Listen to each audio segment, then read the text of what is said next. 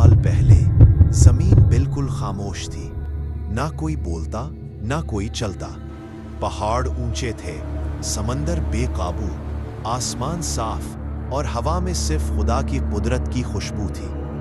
ये वो वक्त था जब जमीन पर अभी इंसान नाम की मखलूक नहीं आई थी। अल्लाह ताला ने फरमाया, इन्नी जाइलुन फिल अर्दी खलीफतन, सूरतुल बकरा आयत 30। बेशक मैं जमीन में अपना नायब बनाने वाला हूँ। यूं खामोश कायनात में पहला ऐलान हुआ इंसान की तख्लीक का।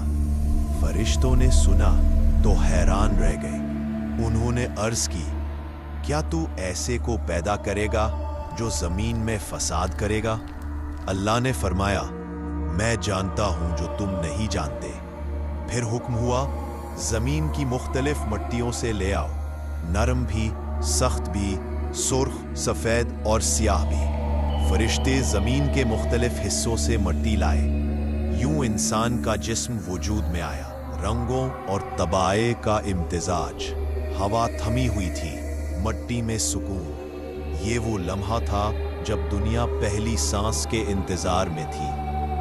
फिर अल्लाह ताला ने फरमाया, फ़ैज़ा सव्वैतुहु व नफ़ख्तु फ़ीही मिन रूही। जब मैं उसे दुरुस्त कर लूं और अपनी रूह फूंक दूं। आदम अलैहिस्सलाम ने सांस ली।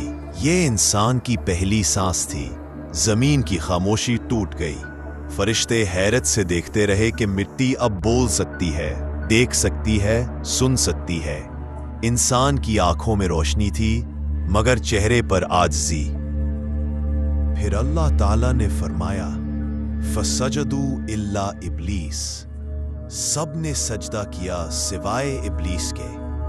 फरिश्तों ने फौरन सजदा किया, ताजीम नहीं बल्कि हुक्म इलाही की इताअत में। जमीन पर पहला सजदा, पहली इताअत, पहला इम्तिहान। इब्लीस ने तकब्बुर किया और इसी लम्हे वो मरदूद करार पाया।